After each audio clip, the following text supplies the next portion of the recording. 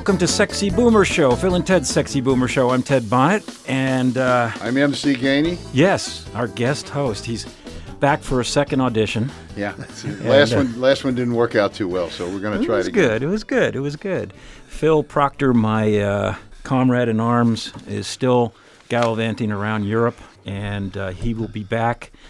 We'll both be back in a couple of weeks. What do you mean? Where are you going? I'm going to New Orleans. I'm going to the Jazz Fest. Oh, yeah. Speaking of the Jazz Fest, today is the 21st anniversary. I got my marriage. My beautiful wife and I were married at the New Orleans Jazz Festival 21 years ago today. I believe you were standing there. I was right I was there as well. I believe you both were there. Oh, wow. Yeah. And you were in my wedding party in 2000. Well, I was. That's right. I remember begging her, please, think it over, think twice. Thank you. I appreciate that. She didn't listen? No. Why would she? It's a mystery to me, I can tell you that. I have to tell you, we have a wonderful treat in store for you today, listening audience. We have now one of the great bon vivants of the modern world, the great actor and great humanitarian Troy Evans. You will certainly recognize his voice when you hear it because it's very unique. But he's also plays a character named Barrel on a TV show called Bosch. It's one of many jobs he's had, but it seems to be one that America loves him for. You know, I printed out your resume of all your credits, and I said, gee, maybe I should print this out. 24 pages. More than yours. How many's he got? How many? What number? Actually, I could tell you 426. 426 what? Jobs in Hollywood. Well, I saw somebody else put on Facebook they had 320 jobs or something. I thought, boy, that's a lot. And so I went on and counted up mine. 400 and over 400 jobs. And the variety is amazing. Yeah. And the things you've done. Well, you're often a cop. You're often a cop. Very, very, very, very often. The irony is so thick on that. Yes. Say, MC, you may recall you and I shared an agent many years ago named Dick Lovell. Indeed. God rest his soul. And this is the late 70s when we were both starting out. Yeah. I was a 29-year-old alcoholic Vietnam vet ex-convict from Montana who came to L.A. to find fame and fortune. So what were my chances? Not too good. But we got a look at you. But we got with Dick Lovell, who handled young character actors. That was his specialty. He loved the theater. We were both doing theater, and he loved young character actors.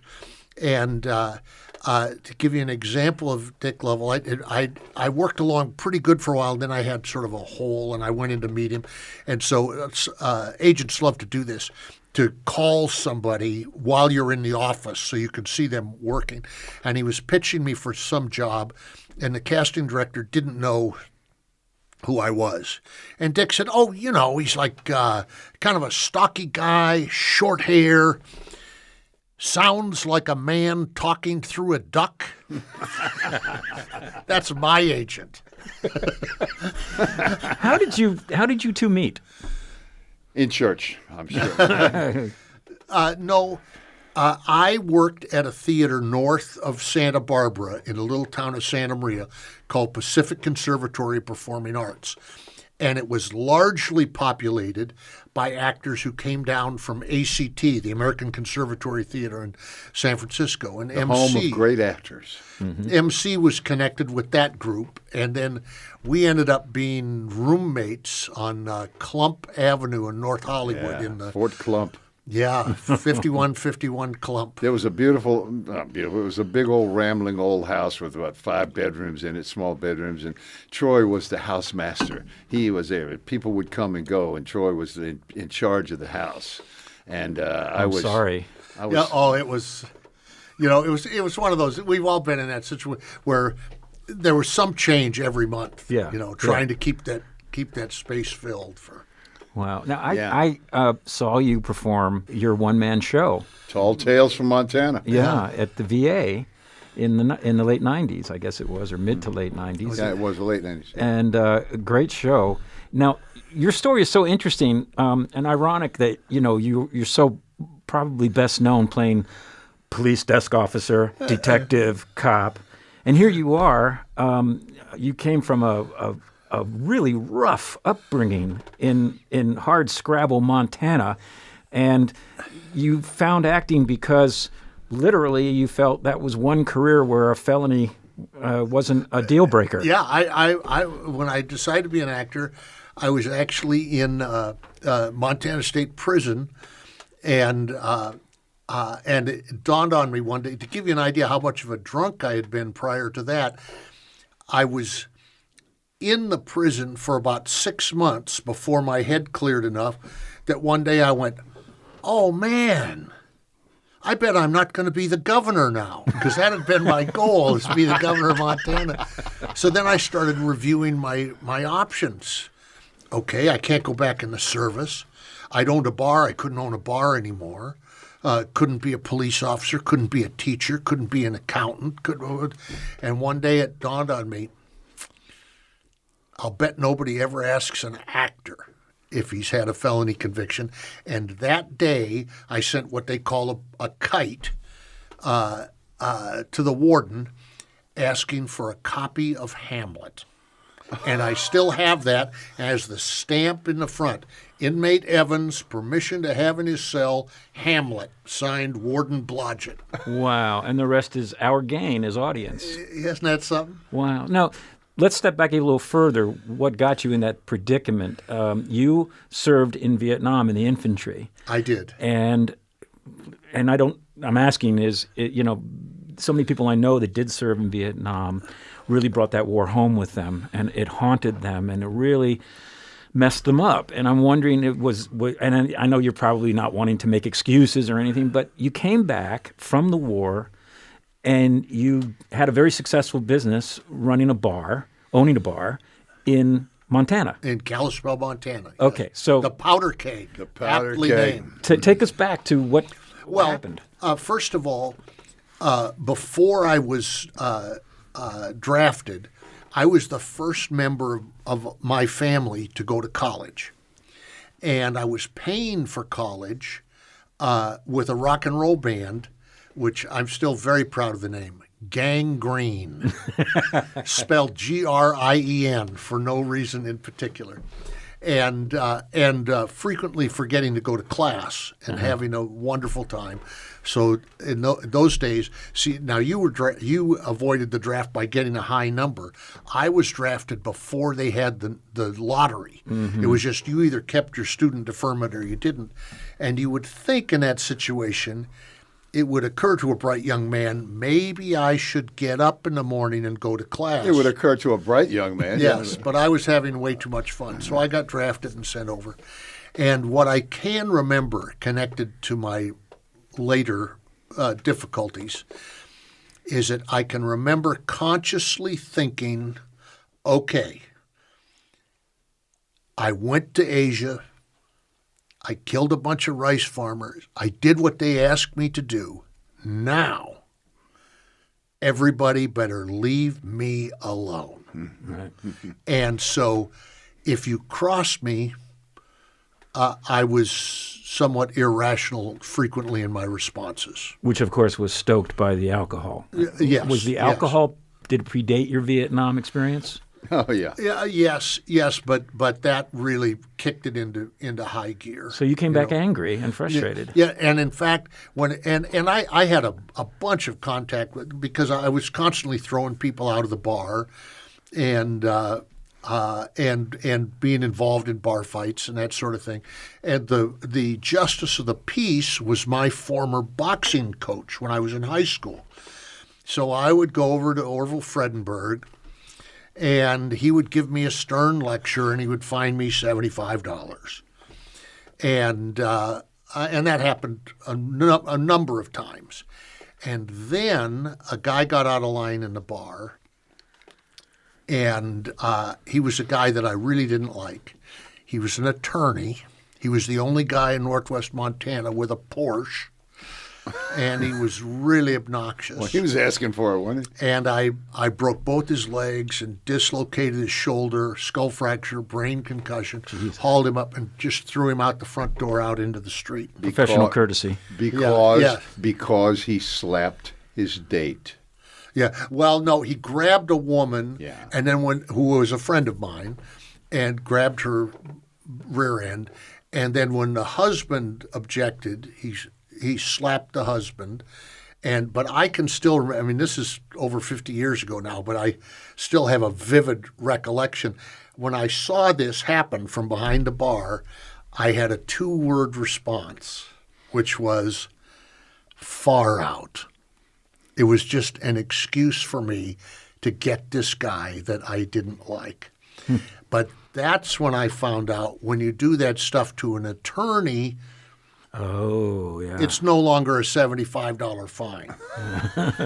And so then I realized they were going for real time. And so I went to my attorney and said, how about if I put myself in the alcohol program down in the Veterans Hospital in Sheridan, Wyoming? My attorney said, well, Troy, are you an alcoholic? And I remember this. I said, no, I'm not an alcoholic. But the beauty of it is, since I drink like a fifth and a half a day, I think I can make them think I am. Department of Clear Thinking. And that actually saved my life. It actually worked. And I can remember the day about halfway through the 90 days, and I was just on my very best behavior. I wanted to be the best patient they ever had, but I had deep. I despised all these people I was in this program, all these craven drunks, And then one day, sitting in group therapy, and I heard one after another say things that were exactly what I said, and a bell went off in my head. Oh my God! I'm an actor. I'm an alcoholic.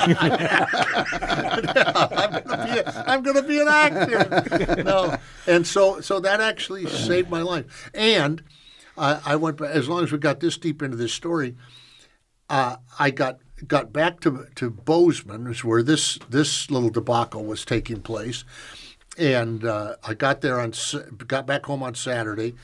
Went with my lawyer to meet the prosecuting attorney Monday morning. We agreed on a plea bargain where I do 6 years suspended. I plead guilty, get 6 years suspended. Went into court. The judge, who was named W.W. Leslie, gave me 40 years. They're not bound by the plea bargain. And I turned to my attorney and said, my God, what are we going to do? And the attorney said, oh, I don't know, Troy. He said, I have to move my office this afternoon, but best of luck to you. And he walked out. The prosecuting attorney went up, tried to argue with the judge, say, Your Honor, this isn't. And the judge said, no, this young man, he used a gun. And he said, no, Your Honor, there's no gun in this case. And but finally, the judge, who was 80-something at the time, he said, well, all right. He said, bring the defendant back. And they had me in shackles and stuff now. And they're dragging me out of the courtroom. And they bring me back. He says, now, what's the sentence he's supposed to have? And they said, 6 years suspended. He said, what did I give him? He said, you gave him 40 years, Your Honor. He said, all right. He said, I'm resentencing the defendant, Troy Evans, 40 years hard labor plus 6 years suspended. So now I got 46. and that little exchange, that's what saved me, because the whole thing was so irregular. And later, it was only within the last few years that I found out there was this whole family secret. And my family, they were always, my family were not the kind of family who would say, you just got screwed, you got such a bad deal. They were the kind of family who say, if you weren't such a drunk, you wouldn't be. But they were just churning about this. Turns out, this guy, W.W. Leslie, had run for office 3 times in Silverboe County in the 40s and the 50s. And all 3 times he'd been defeated by the same guy. Troy Evans, my grandfather. Oh, lucky you. So lucky me is right. So I ended up down in Deer Lodge, Montana State Prison. And I was there about just about the same time I was in Vietnam, a little shy of 2 years. And my family, to this day, I think they think that it was just a terrible, horrible thing. But what I think is he didn't intend to. But W.W. Leslie saved my life, because if I hadn't gone to prison, Right. I don't know if it would have been 3 days or 3 weeks or 3 years or somewhere along the line. I would have said, well, I can have one beer. And I would be dead somewhere, because I cannot handle alcohol. So now I've been sober 52 years. So you walked out of the prison sober, and you stayed sober. Yeah, the whole time. and that gave me the opportunity. First of all, it really made the point: you want this life, or do you want some other kind of life? Yeah, and he had a great voice in his ear too, because he hasn't mentioned that his brother. Yes. It's one of the things that helped with this. Not everyone who gets perhaps an irrational sentence is going to get it before the sentencing commission and get all that, because that's what it went to this commission and went threw it out and gave me time served. And the reason for that was that the parole officer at Montana State Prison was on it and was very supportive of me. And that may have had to do with the fact that he was my brother. So if you're going to go to prison, do it in a state with a small population. No kidding. I mean, from what I understand, your upbringing was pretty hard scrabble, and northwestern Montana, it's almost sounds textbook of American frontierism. Rough? Well, yeah. Now my parents both grew up in Butte, which was rough and tumble. Now, and it turns out that I have 8 siblings, and we didn't know that we were poor. We had what I would have considered a middle class upbringing. Both my parents came up pretty rough, but we were pretty middle class, and my brother's also he was Navy, but he served in Vietnam, and he's to this day a really cool, really wonderful guy. Mm-hmm. Although and he and I look very similar. Oh, that's too bad. And just recently, I was talking to him, and I said, because he's living back in Kalispell now. He lived in Washington for many years. And I said, so do you run into a lot of like high school mates and stuff up in, when you're out in Kalispell? He said, no, not so much. He said, although from time to time, people mistake me for a felon. Because he spent his career as a parole officer. As a parole officer? Yeah. So any of your 8 siblings bake you a cake with a file in it? No. Well, not exactly. Maybe metaphorically. Yeah. Now, when I saw you do your one-man show, yes, you're an exemplary storyteller. You're really fantastic. Thank you. You were, as I recall it was really sort of a cathartic experience for you to talk about what you went through and your struggles with, I believe it was just being raised, going to Vietnam, having this trouble and cleaning yourself up, and then getting back on your feet, coming to California and having me for a roommate. Yeah. Well, you can't bat 1,000, I guess. Yeah. I have to go back and address that little particular part. So I moved into this house in Troy, and he said, I have very few rules here. I'm sure you'll understand what they are as they come up. They had a fireplace. A beautiful fireplace, but we were a little short on firewood and even shorter on money. So I would go out at night to construction sites, and if I happened to see a stack of wood, some of it would come home with me. Troy came in one day, and I had a 25-foot 2x4 that I was slowly feeding into the fireplace. He didn't like it too much, and he had a feral cat out under the front porch that he'd been feeding for like 2 years, and the cat had never shown him any affection. Troy said, don't worry about the cat, he's feral. I said, okay. The next day, Troy came home. I said, I thought you said that cat was feral. I went out and sat on the steps. He got in my lap. Troy said the top of his head exploded. So then I realized you can have a lot of fun with Troy Evans. You know what I mean? You got to keep poking him. Hey, what do you guys think about the writer's strike that started today? I'm sick that they had to do it. I feel like they had to do it, absolutely. And it probably will be the directors next and the actors after that. Right. The actors and SAG-AFTRA and the Directors Guild come up in June. All our unions are in trouble. It's harder and harder. The residuals are gone in our business. And the head of Warner Brothers got paid $250 million last year. Mm-hmm. They can't afford to pay a decent wage for writers and directors and actors, but the one guy whose butt sits in one chair and runs Warner Brothers is going to get $250 million. Well, writers have just traditionally been probably the most abused professional class in this town. And look, I'm talking to two working actors now. Definitely challenge that if you'd like.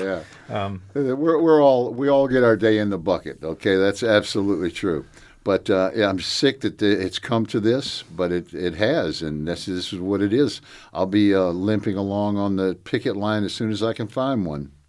Even though SAG cannot refuse work. We're sworn. Our contract says we cannot strike until before June 30th, the end of our until contract. You're authorized. Yeah. We can't strike if we don't have that right. But the implications of this strike are immediate. I mean, I think we're in a heyday of late night comedy right now. Oh, yeah. And it's all gone now. Everybody's shut down. Everything's closed down. Well, there's always going to be something good about anything bad situation that happens. God. So, I mean, Troy, as long as they don't mess with the young and the restless. Ultimately, if it goes long, could put you guys out of work. Oh yeah. Oh, absolutely. Yeah, and I don't doubt at all that there are people amongst the producers who would just as soon tear the whole thing to the ground. Yeah, break all the unions and just start just start over without unions. And I think they're probably high-end actors who would shame on me for even saying that, but there are people who don't care. They're getting theirs, and they don't see why they have to abide by union rules so other people get paid. Yeah. So it's always rough. I mean, the industry landscape has changed radically with streaming thanks to the internet.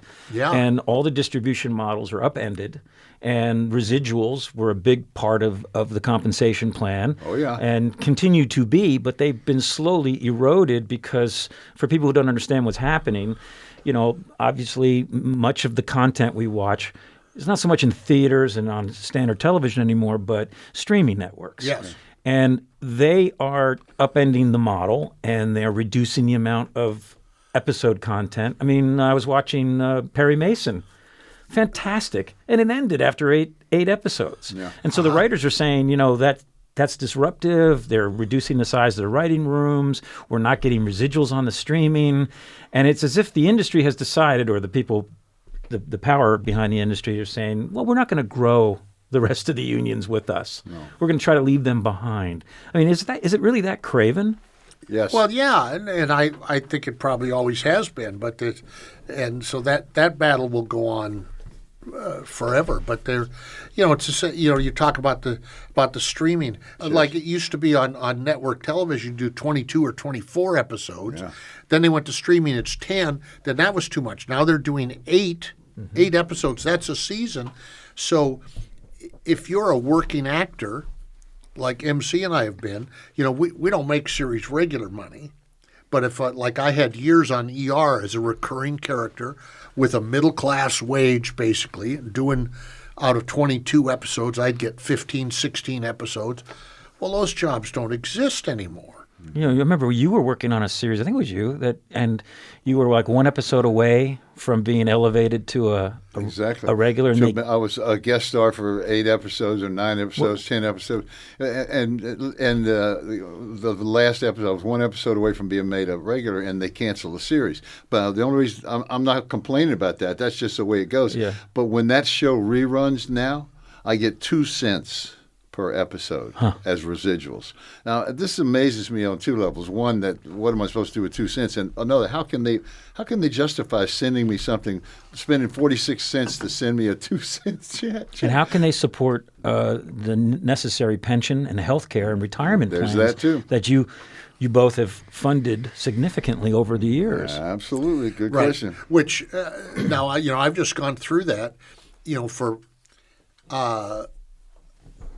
almost 50 years, I was in Screen Actors Guild, and the deal was, if you were, you have to make a certain amount every year to be on the health plan. Right. But if you were on the health plan for 20 years in any order during your career, say every other year for 40 years, that then when you retired, you would be on the health plan. And then here about a year ago, just about the time I retired, they just said, oh, we're not doing that anymore. Go Yeah. sign up for Medicare. Yeah. Yeah, I was in SAG, and I was challenged twice by some 20-year-old who was just trying to clean the roster off, and I was legit, but I had to write a 3-page letter to the head of the Screen Guild in New York, and just said, here's what I'm doing, what's going on? Got a call from the office apologizing. So they're under pressure because their costs are skyrocketing. And so it's a difficult situation. Speaking of which, this is a sexy boomer show. Yeah. With my guest co-host, MC Gainey, who's in for Phil Proctor. I am doing the best I can to fill his seat and keep it warm for him until he gets enough of European touring and traveling. Yes, and he'll be here Cheese soon. Museum in Amsterdam. Cheese Museum, yeah. And our guest today is actor Troy Evans, who I enjoyed you so much in the Bosch series and that was an Amazon production. Yes. And that was a streaming production. How different was that for you? I was quite amazed when I got on that because I've done quite a bit of network television, and of course probably the pinnacle of my career was working 9 years on ER as Frank, the desk clerk, and then when I got hired by Amazon to do a recurring part on that Bosch series, I expected it to be way pared down in terms of comfort and the way, and it was just the same. Well, they have more money than God. Yeah, but it's not about the money. I didn't expect them to be spending it that way. And it was very comfortable. Great scripts. Really highly skilled. All the technicians. Great scripts, great stories, great production quality. Beautiful. And I want to mention, Michael Connelly is a prince. He is indeed. He's just generous and unbelievably talented and productive and courteous and modest, and I just really, and his world is exploding. I just see they've announced Michael Connelly. The Bosch is based on a series of his books. It's an amalgamation of his books, right? And Michael Connelly was a writer for the LA Times. Yes, crime writer. And so crime writer, and this is how he evolved into writing best-selling crime novels, which then were developed into television shows, Bosch being one, which ended its run. Fantastic show. What's next with all that? Well, so they did 7 seasons of Bosch, which is based on this LAPD homicide detective, Harry Bosch. And then they spun it off in what they call Bosch Legacy, where Harry Bosch is now a private detective. And now just in the last couple of days, I've seen these news reports. They're doing another spin-off. One is the Renee Ballard spinoff. Renee Ballard is another Michael Connelly character who's a woman who's a LAPD homicide detective who runs the cold case unit. And so they're going to be doing a series about the cold case detectives. And then they're going to be doing another series in Miami with Jamie Hector, who a lot of the viewers will know either from, or your listeners, either from Bosch or from The Wire that he was on. And he will be an undercover cop in Little Haiti in Florida. So the Michael Connelly world is exploding. And the one thing it has in common is great quality, and it's because of the guest actors they have. I myself had the pleasure of being a guest star on Bosch, in which I got to play the best friend of Barrel, Troy Evans' character, and we had a scene together. If I never work again, this will be one of my all-time favorite sweet flavors. Was sitting in Musso Frank. That was a lovely evening. I was at that point. I was a retired homicide detective, and I'm sitting and talking to my friend, and we're laughing and joking about the hard times and what went on during the riots and all kinds of things, and talking about this is the part of this is the job, and it's the thing. And we walk out in the parking lot to leave and go home, and I fall down and have a heart attack. I mean, it's like I wake up in the hospital, and Troy's sitting next to my bed like my wife. Speaking of wives, did I mention today's my wedding anniversary? I can't go let that go by. I can't let that go by without mentioning that Troy is also married. Troy's married to a blacksmith.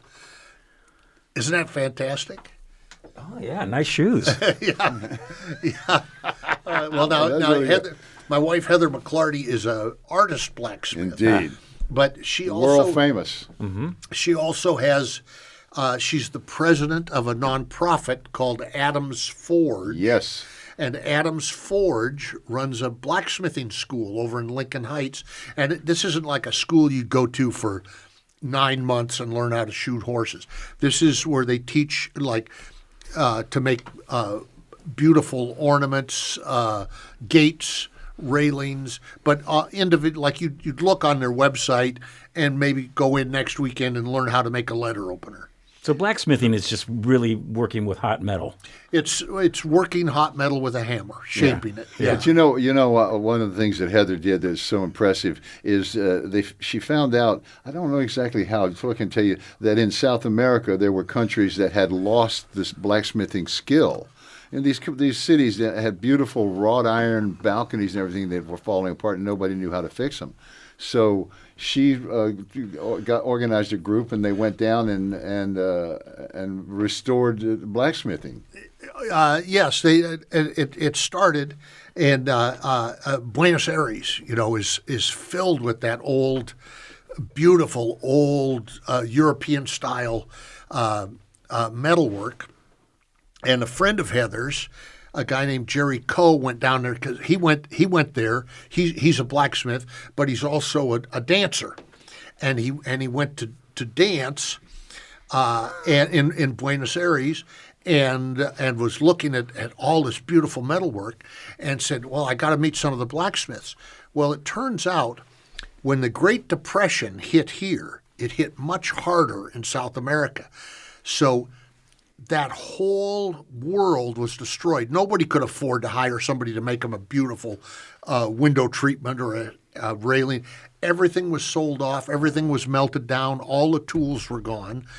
And so Jerry Coe he found one young guy who was trying to blacksmith. He was trying to teach himself how to do it, brought him back.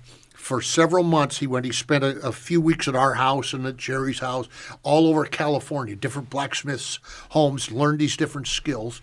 Then he went back, and the following year, Heather and Jerry Coe and like 25 other blacksmiths all went down to Buenos Aires, and they spent 2 weeks there, and they built a big sculpture in a park in the middle of the city, and people came from all over and started working with them, and they taught them, and they all took. They didn't take anything with them except tools. All of their luggage was all tools. When they left all the tools there, and then they went back. This happened maybe 10 years ago, and they went back 3 or 4 years ago, and at that time there were about 400 blacksmiths going in Buenos Aires. Wow! That young guy who came up here, Jerry Coe brought up here, has been back up to visit us, and it's just you. Besides acting, you have an artistic streak as well. You were making tipis, and as a tipi owner, I always admired what you were making. Oh, no kidding! Oh, you have one in Colorado, I bet. Up in Utah, yeah. Oh, in Utah. In the mountains, I'm sorry. Yes. Yeah. Well, I got into the tipis because when we got our house in Highland Park.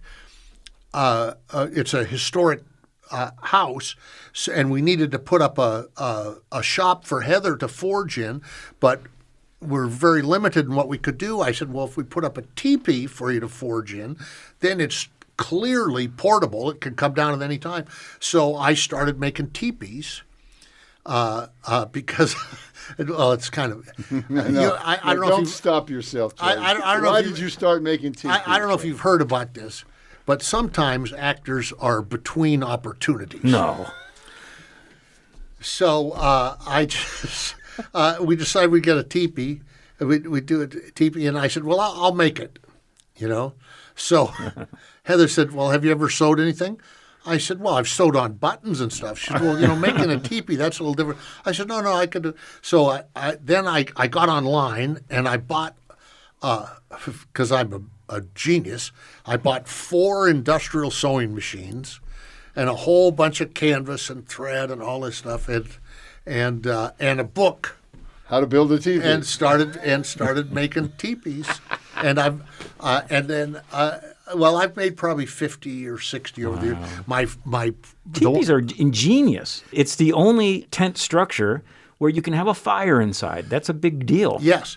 If you have it on the Great Plains and there's a strong wind, the wind actually pushes the tent down on Right. It's one of the safest structures to be in. Yeah, it's fantastic. Now, I'm just bragging now, but outside Glacier National Park, the western entrance, there's a group called the Glacier Institute, and they're the nonprofit that supports Glacier National Park, and they have a 20-foot lodge. What size is yours? 17. 17. Yeah. So, a 20-foot is substantially bigger. Yeah. And it's this beautiful teepee sits out there, and they have their literature and their stuff in it. And I made that teepee. Nice. Did you really? Yeah. The Glacial Institute. That sounds. I heard they call it a wigwam. Is it a wigwam or a wigwam teepee? is a different thing. Oh, okay. Either way, it's 2 tents. When It's what? 2 tents. Relaxed. Okay. Oh, 2 tents. Oh. God. Now MC, I assume once in a while is between jobs too. Does he ever come over as an apprentice with you, and is he handy that way? Well, I don't know how well you know MC. Way too much. Way too much. MC isn't too big on doing stuff. No. Stuff. No. He'll do chair testing. I'm still waiting. I've seen that. Still waiting for that first hobby to rear its ugly head. I like to play poker. Yeah. That's doing something. Yeah, absolutely. Yeah. Speaking of playing poker, world-class poker player right here, Troy Really? Evans. Oh, yeah. I'm not. It's gone though.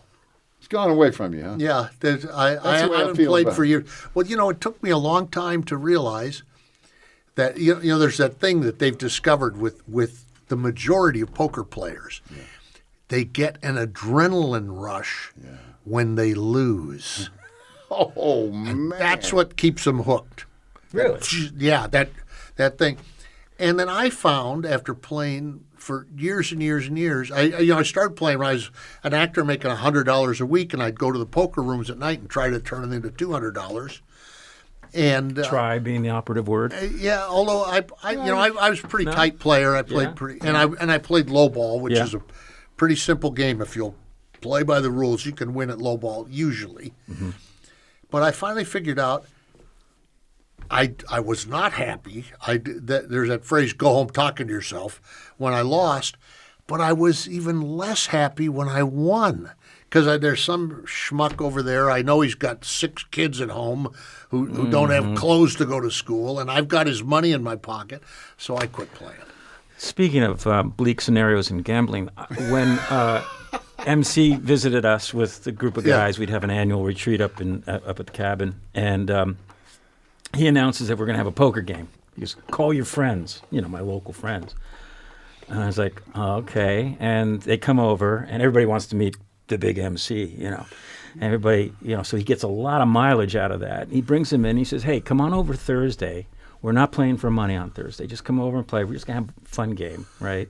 Yes. Pulls him in. You can hear the fishing reel, being wound. And then he said, hey, let's do it again tomorrow. Let's do it for money tomorrow, And he's, Bonnie, you going to play? I was like, no, I'm going to sit out on the deck. I'm not going to get involved in this. And they're going for hours. There's a couple of refugees sitting with me on the deck and listening to this. And a couple of my friends, just got cleaned out, So the next morning, I asked MC, I said, hey, what do you think of my buddy Kranick? He goes, he's a good donor. That's the ruthlessness that it takes to be a good poker player. He may have 6 kids, but that's not my problem. Once when I was up in, I mentioned Santa Maria up at Pacific Conservatory of Performing Arts, and then at night after a show would go down at 11:30 at night, then I would drive up to Napomo to a place called Joe's Not In, which is how they would answer the phone. Joe's not in. And they had 2 poker tables in there, and I would play, mostly playing these old farmers who hung around there.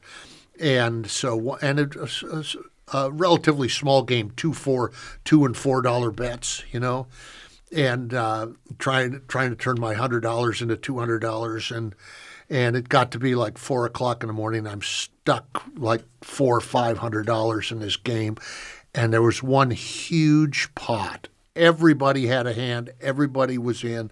It's over $600 in a pot, and I won. Yeah, and it was such a relief. I got that money, and I jump up, and I'm celebrating like Muhammad Ali. And one of these old farmers says, "Troy, don't act like an idiot." And one of the other farmers said, "Oh, he ain't acting." And I've heard that. I've heard people say that about Troy a million times, but not about playing poker. Oh, all right, thank you. I'm here all weekend. So, what are you guys up to? Are you working on anything right now? No. I'm just I'm just plugging along, and I'm. People have told me for years, you should write your stories down. And. Yeah. And I'm sort of trying to do that. Well, you can't do that. It's my job. Yes, yeah. MC is working on what he calls the autobiography of Troy Evans by MC Gainey. But so I'm trying to do that, trying to collect, because one of these days I'm 76, and it's occurred to me I'm not going to live forever. So somebody might enjoy the stories if I got them written down, but it's very hard because. The stories roll out of you so easily. Right. But I have my voice. I have the pause. Right. I feel the temperature of the room. And now this is radio, but ordinarily I have the eyebrows. I have the side look. I have all those tools. When I'm writing it down, you don't have that. Right. You know? So that's difficult for me. Are you interested at all looking back at Montana now when you've been away for so many years? And one of the benefits of being where we are is that we have the power of reflection and seeing changes, long-term changes in, certainly that part of Montana even isn't anything close to the way it was 50 years ago? No, it's very, if you're a right-wing person, you're very, very happy in Montana now. And if you're not, you're actually in physical danger. It's seriously. Oh, yeah. It's and yet John Tester, your friend, yes, manages to get elected over and over and over again because he's a Democrat, but a straight-talking farmer who happens to be a Democrat. Right. Yeah. Good man. So how do you explain for the duality how does he of get that? elected, Troy? Well, I for one thing, he's a known quantity. Yeah. He's also he's not he's very liberal for Montana, but he's not very liberal compared to me. Yeah. Yeah. And he's got a great manner, and I'm not saying this facetiously.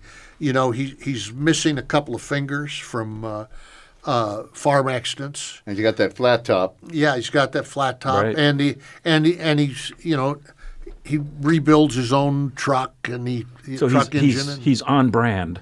he's on brand, and I think he's a good guy. Yeah. Now we'll see how he does this year, but They're going to drag somebody out to try to pull him down. Yeah. oh yeah, they're What do you think? I mean, what's your take? You're politically astute. You've been observing things for years. What is your take on where we're headed, the state of the country right now? Oh, I hate to even speculate. I do feel like the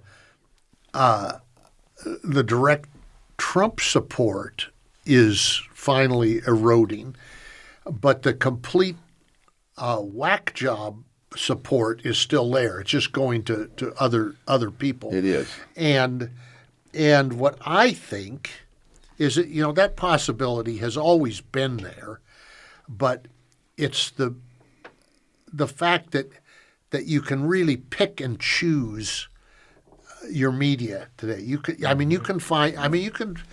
just go on the internet and get straight up Nazi content. So it's very tribal now. It's very tribal. Very, very tribal. I have one hope, one ace in the hole in all this is Gen Z. The young people are not upset because their friends are trans. They're not upset because they want to have a right to control their bodies. They're not upset. The young people are the hope here. And getting them to vote has traditionally been a problem because they're not dug in with paying taxes and paying for their home and everything. But I think they're now attuned to voting and to their power.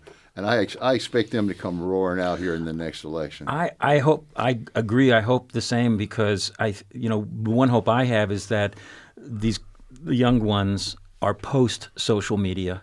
They're going to see it for what it is. They'll hopefully evolve out of that. Wow, I hope you're right. And they have true concerns, not just existential concerns, because the planet's climate is changing radically. Yeah. They don't have time to mess around. It's so embarrassing that the people in power can't seem to do their job. And people, at lunch we mentioned a couple of these people who are far right politicians who spread this nonsense, who have Ivy League degrees, multiple Ivy League degrees. They know. You can't tell me that Ted Cruz doesn't know that global warming is having a deleterious effect all over the world. Particularly he just in his doesn't jurisdiction, care. Particularly in his district. If you will. And he just doesn't care. That's exactly it. Did you see what happened in Fort Lauderdale about 10 days ago? Yes, the flood. Yeah.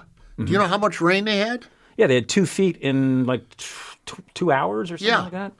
25 inches of rain in 2 hours. Yeah. But that global warming, that's a hoax. Yeah. I think that's biblical. I don't think that they're even saying that anymore because they really just can't say that it's a hoax. I mean, when it's affecting every aspect of society from severe weather to increased air turbulence. Yeah. Their fallback position. Their fallback position is not so much that it's a hoax now; it's that it's not man-made. It really is happening. Yes, you're not imagining that it's raining more, but it's not. It's not because we're using diesel cars. No, not at all. No. Well, hey, let's lighten the mood, shall we? Yes. Yes, please. Let's go back to Troy in prison. Yes. That's right. Let's go back to the alcoholism. We haven't mind that prison time yet. All right. But this is random, but I'll tell you. Because we talked about the unions and we talked about so I had gotten in the Actors Equity, which is a stage actors union, and then that allowed me to get into the Screen Actors Guild when I came to town without getting a job, just from a sister union. So I saved up my money and got in that. And it was much easier to get on the health plan in those days. And in those days, then they sent you to a thing called the Life Extension Institute. Mm. And they would do a complete physical and a psychological workup. So they knew everything about me, my blood pressure, that I was a Vietnam vet, which veterans think that's not considered good for your health, and the alcohol and the prison and all that stuff is all in the thing. And then they work that all up into a thing and give you a plan for a long, healthy life. And they said, if I exercised and got sleep and ate right and didn't drink, I could expect to live to be 35. I was 29 at the time. Hey, one thing going way back in the days now, back before Troy could make a living as an actor in this town, he had what I consider a very interesting job. Troy, are you talking about the Sherry Lewis job? I am. Please tell about Sherry Lewis. That was a wonderful thing. For those of you who remember Sherry Lewis and Lamb Chop, I was Sherry Lewis's gopher, no pun intended, for a couple of years. I was Lamb Chop's chauffeur, and that Lamb Chop's fluffer. and that's how I survived my first couple of years in Hollywood. Yeah. Wow. There's something so bizarre about that to me. Somebody could meet Lamb Chop and see the lovely Sherry Lewis operating, and she takes off and hands it to Troy. Real responsibility. Yes. Those were that was a wonderful job, though. And Lamb Chop's got to be like 85 years old now. Eh? Yeah. Still on the health plan, though. You have a story that would represent perhaps one of the most ironic, absurd, ridiculous, possibly embarrassing experiences you had in your time in Hollywood? Well, I'll tell you quick. The one that comes to my mind is there was a guy named Bobby Hoffman, and Bobby Hoffman was the king of comedy. He was the guy who cast Happy Days and all those Cheers and all those. Oh yeah, because Paramount. once he cast Happy Days, then he was known as the king of comedy. Yeah. And if they could get him, they got him to cast. And our agent I mentioned earlier, the late great Dick Lovell, got me a meeting with Bobby Hoffman, not an audition, but just a general meeting. So I go in, his offices were over at Paramount, and I sit down, and I'm happy to have, happy to have any kind of a meeting and be there and meet this big-time casting director. And, of course, he sweats me in the chair for about 20, 25 minutes and takes some phone calls and in and out of the room and stuff. Finally, he sits down. He picks up my resume. He says, "Well, Troy," he said, let's see what you have here." He looks at the resume. He says, "Oh, you're with Dick Lovell." I said, "Yeah." He said, "That's a good agent. That's a good agent." I thought, wow, I like hearing this. And he leans across the table and right eyeball to eyeball, he says, "He's got really good actors, and they don't cost a freaking thing." Because Dick Lovell was the king of the under fives. The king of the under fives. He was Troy went to him one time. Tell him what you said when you wanted making money, Troy. I love that. I don't remember. Oh, he went to say, Dick, I feel bad. I'm not making enough money here. I want to make money for you. You're a great agent. I want to make money. Dick said, "Don't worry, I'm rich. Don't worry about me."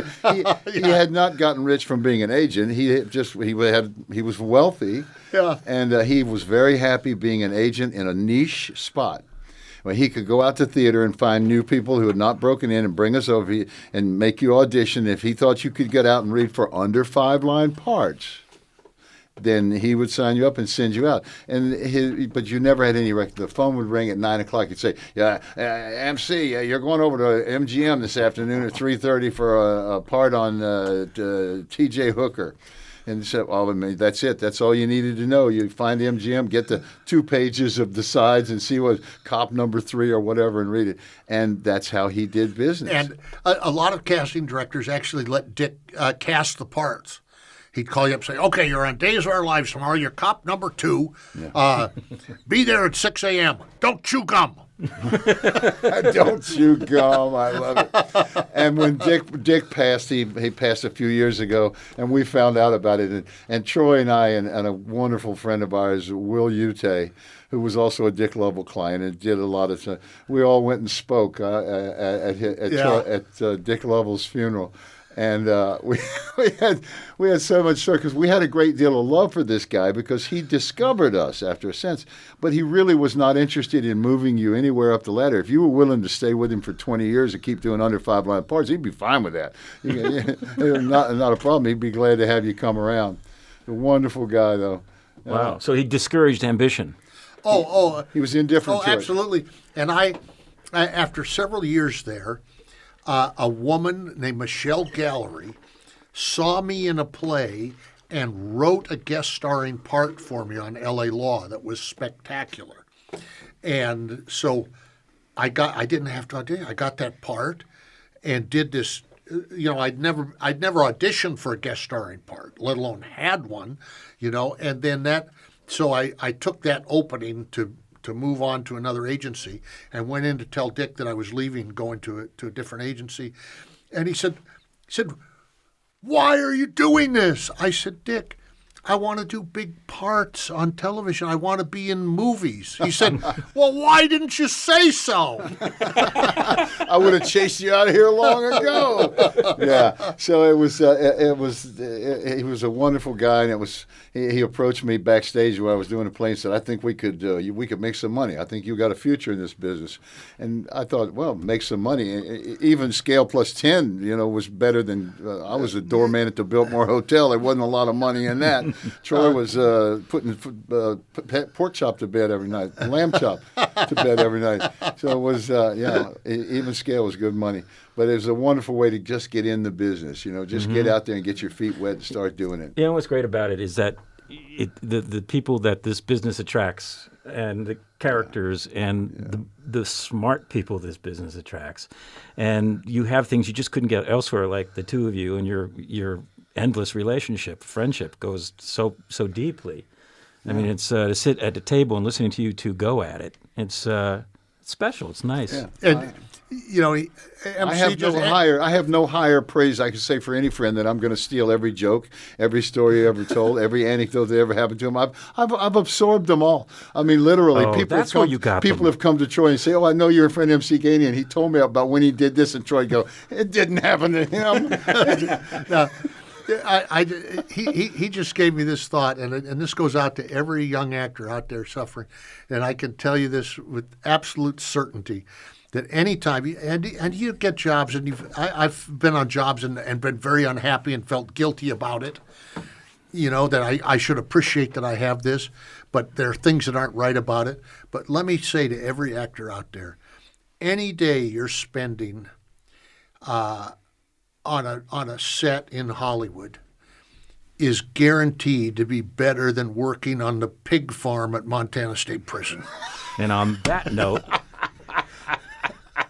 wonderful, Troy. Thank you, Troy Evans. Thank you so much for coming on and joining us. And well, it's so nice. And thanks for having me. I'm very happy to be here. MC Gainey, thank you for being a delightful co-host. It's been my pleasure, and I look forward to doing it again next time Phil Proctor goes to Italy. We'll be back next week with a fantastic show. I'm going to be talking to Noel Blanc, Mel Blanc's son, Mr. Looney Tunes. The stories you're going to hear. Oh, Mel Blanc's son, huh? Yeah. Wow. Fantastic stories. If you don't know who Mel Blanc is, Google it. This is the Sexy Boomer Show, Phil and Ted's Sexy Boomer Show. I'm Ted Bonnet. Phil Proctor will be back soon. And until then, have a wonderful week. You can hear all these shows on our website, sexyboomershow.com. So long. Have fun, Phil.